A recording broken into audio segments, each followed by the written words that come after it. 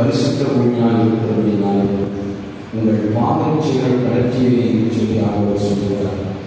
பெருமை என்கிற அந்த பாதரட்சிகள், பிரச்சனைகள் என்கிற அந்த பாதரட்சிகள், வியாதி என்கிற அந்த பாதரட்சிகள் எல்லாவற்றையும் கலத்தி கொண்டார்.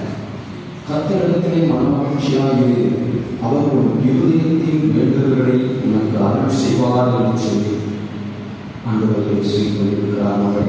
மகனே, கலங்காதே, திகையாதே, நான் ஒரு தேவன் என்று சொல்லி ஆண்டவராகிய இயேசு கிறிஸ்து உங்களோடு பேசிக் கொண்டிருக்கிறார்.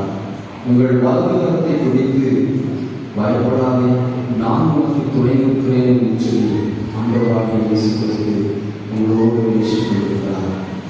இந்த ஸ்தலத்திலே செய்யப்படுகிற ஜெபங்களுக்கு கர்த்தருடைய கண்கள் திறந்தவைகளாக இருக்கிறபடினாலே, அவருடைய செவிகள் கவனிக்கிறவர்களாக காணப்படுகிறபடினாலே, நீங்கள் ஒன்றுக்கும் கவலைப்படாமல் எல்லாவற்றையும் குறித்தும் ஸ்தோத்திரத்தோடும் விண்ணப்பத்தோடும் தேவனுக்கு தெரியப்படுத்துங்கள் என்று சொல்லி ஆண்டவராகிய இயேசு கிறிஸ்து உங்களோடு உங்கள் வலதுபக்கத்திலே நின்று கொண்டிருக்கிறார்.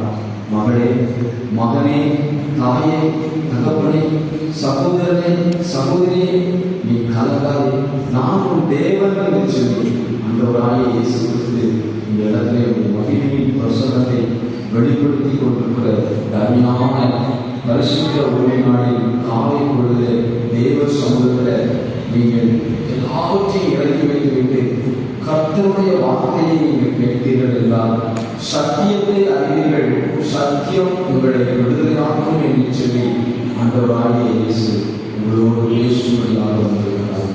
ஜீவனுள்ள பிதாவே, பேசுகிறது நீராக இருக்க வேண்டும். அடியார்களை மறைத்து உம்முடைய வல்லமையை வெளிப்படுத்தும் இயேசுவின் நாமத்தில் இப்பொழுதும் என்னுடைய அருமை மனைவி இங்கே வந்து ஒரு பாடல் பாடி கர்த்தரை மகிமைப்படுத்துவார்கள். அல்லேலூயா.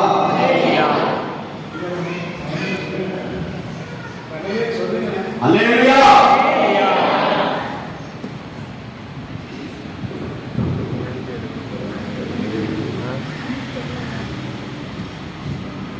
Gracias.